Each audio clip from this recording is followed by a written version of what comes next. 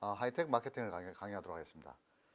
어, 내가 하나 이야기 드리고 싶은 게 어떤 게 있냐면은, 사실 저희가 온라인 강의를 처음에 할 때만 하더라도 뭐 한 3월, 4월 달까지만 하다 보면 5월 달, 6월 달 되면 오프라인 강의를 할 수 있지 않을까 이런 생각을 했었는데, 지금 돌아가는 사정을 봐서는 뭐냐면은 5월 달, 6월 달 끝까지 다 우리가 온라인 강의를 해야 될 것 같은 그런 생각이 듭니다.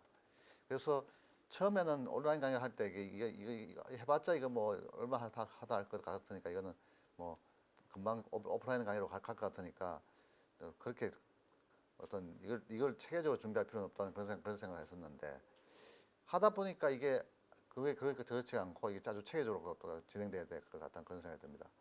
그래서 이제 제가 여러분한테 이제 책자라다 하나 복사하라고 얘기했던 이유 중에 하나가 뭐냐면은, 원래는 제가 하이텍 마케팅과 관련해서 하이텍 마케팅 리더들이 읽어야 되는 그런 아티클들이 있습니다. 아티클들이 있는데, 그걸 보여줄 수 있는 방법도 없고, 그 발표도 해야 되지 않습니까? 서로. 발표도 해야 되고 상당히 힘드니까.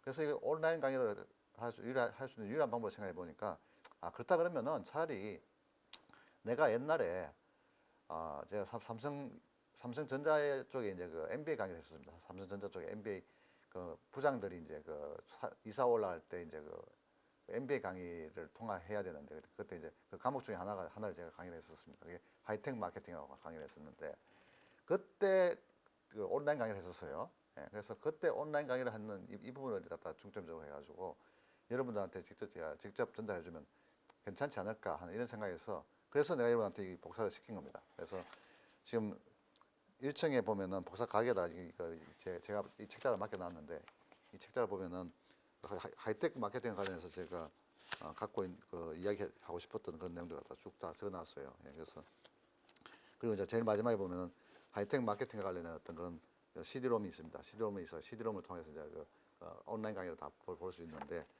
자, 그래서 내가 여러분한테 얘기하고 싶은 건 뭐냐면, 이 내용을 보게 되면 여러분들 알 수 있는 게 뭐냐면, 하이텍 마케팅이 이런 게 하이텍 마케팅이구나 하고 여러분 좀 더 쉽게 아이디어를 얻을 수 있다는 그런 생각이 듭니다. 이건 상당히 중요한 거죠, 어떻게 보면 여러분, 그죠? 일반 하이텍 마케팅을 하면 사람들이 잘 모르지 않습니까? 하이텍 마케팅 어떤 게 하이텍 마케팅인지, 로텍 마케팅이 어떻게 다른지 이런 잘 모르지 않습니까?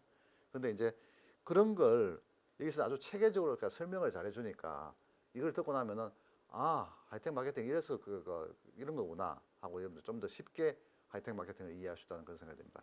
자, 그래서 오늘은 제 첫 번째 강의인데, 사실 이것도 뭐냐면은 제가 온라인 강의를 갖다가 이제 한두 번 하고 치울 거라고 생각해서 사실은 이걸 갖다가 이런 식의 어떤 전달하는 이런 식 강의를 하고 있었습니다. 하고 있었는데, 근데 이제 제 학생 중에 한 친구가 뭐냐면 저한테 전화를 걸어가지고 저한테 그런 이야기 했었어요.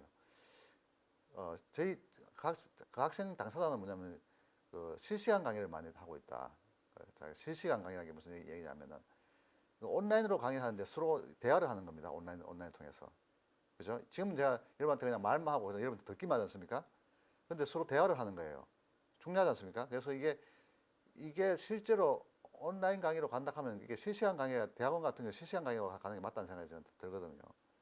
그래서 오늘 나가서 이제 전화를 걸어가지고 다음 주에 초에 이제 그 친구를 불러가지고 실시간 강의를 어떻게 어느 정도까지 가능한지, 실시간 강의가 얼마 제대로 할 수 있는지 이런 걸 좀 확인해보고, 그래서 그게 가능하다 그러면 우리가 실시간 강의를 하려고 합니다. 예, 그래서 그 실시간 강의에 대한 그 부분이 제가 하게 된다 그러면 제가 이제 여러분한테 어떻게 하라고 이야기를 드릴 테니까, 일단은 그렇게 할 것 같다는 그런 느낌만 여러분한테 전달해 주려고 합니다.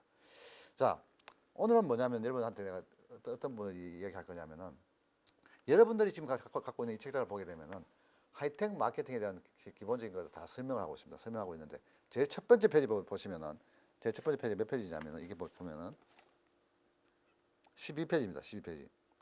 12페이지 보게 되면은 시장 지향적 마케팅 전략이라고 해가지고 하이텍 마케팅 법칙이라고 했습니다. 하이텍 마케팅 법칙. 하이텍 마케팅에 있어서 하이텍 마케팅을 갖다가 어떤 걸 갖다가 우리 하이텍 마케팅이라고 얘기하냐 하는 해가지고 핵심적인 그런 포인트를 설명하고 있습니다. 그래서 오늘은 아마 제가 이 핵심적인 포인트를 갖다 여러분한테 설명하는데 대부분 시간을 보내지 않을까 그런 생각을 하게 됩니다. 자, 하이텍 마케팅의 법칙과 관해서 우리가 가장 핵심적으로 많이 등장하는 말 중에 하나가 뭐냐면은 한계수학 최정의 법칙입니다. 한계수학 최정의 법칙. 한계수학 최정의 법칙이라는 이야기는 반대 한계수학 체감의 법칙도 우리가 많이 사용하고 있다는 이야기입니다. 그죠? 자, 한계수학 체감의 법칙이 누가 이야기했는지 아십니까? 한계수학 체감의 법칙. 마샬이라는 어떤 그런 경제학자, 유명한 영국의 경제학자가 얘기를 한 친구 건데, 이 마샬이 이야기했던 한계수학 체감의 법칙은 이런 겁니다. 이게 뭐냐면 어느 날 우리 경제학의 모든 그 모델들이 다 여기서 등장하게 되는데, 자, 이런 거예요. 여러분 한번 생각해봐요. 여러분이 가령 포도밭을 만든다고, 포도밭을 재배한다고 포도밭을 재배한다고 생각하면은 어떤 땅을 갖다 포도밭 땅을 갖다 이렇게 구하는데 여러분이 제일 먼저 구할 땅은 뭐냐면 포도밭 중에서 가장 비옥한 땅을 구할 가능성이 많죠. 그죠? 가장 좋은 땅을 구할 가능성이 많습니다. 그래서 가장 좋은 땅을 갖다 처음에 딱 구해가지고 거기서 이제 포도를 심어서 그 나온 재배된 포도를 갖다 소비자한테 팔 가능성이 많은데 이렇게 그러니까 여러분이 구할 땅의 어떤 그런 그 재배의 순서를 보게 되면은 제일 먼저 구하는 땅, 그다음에 구하는 땅, 그다음에 구하는 땅. 그러니까 그러니까 소비자들이 점점 늘에 따라서 그 땅을 점점 많이 소유하게 될 거 아닙니까? 그죠? 근데 처음에 여러분이 구한 땅하고 나중에 구한 땅하고 그 수준의 어떤 건 땅의 비옥도 차이가 많이 나지 않을 것 같습니까?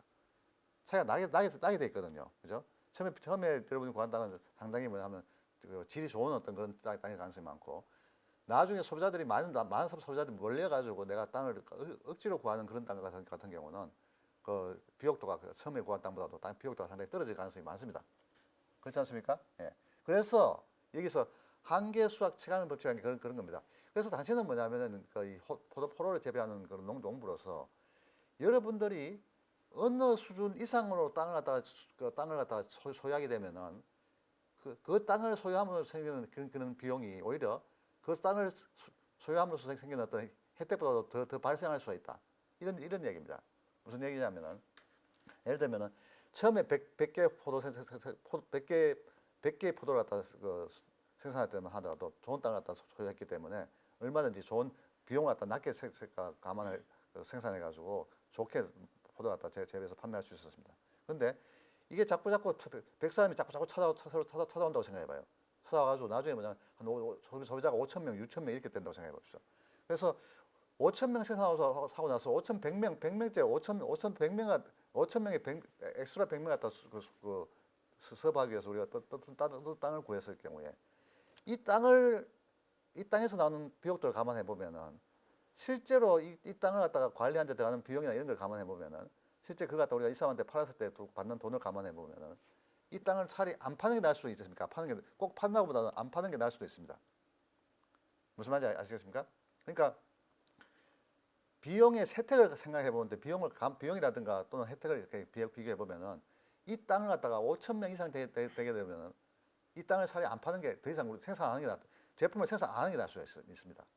그게 바로 한계수학 체감의 법칙입니다. 그러니까 무슨 얘기냐면 한계수학이라는 게 어떤 땅을 갖다 이렇게 사람들 숫자가 늘어남에 따라서 더 땅을 더 많이 보유하게 되는 거죠. 근데 그게 100개에서 200개, 200개, 300개, 300개에서 쭉쭉 늘어남에 따라 가지고 한계 수확이 점점 줄어드는 겁니다.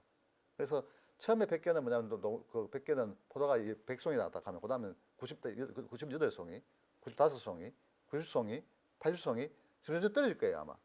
이게 바로 한계 수확 체감의 법칙입니다. 무슨 말인지 아시겠습니까?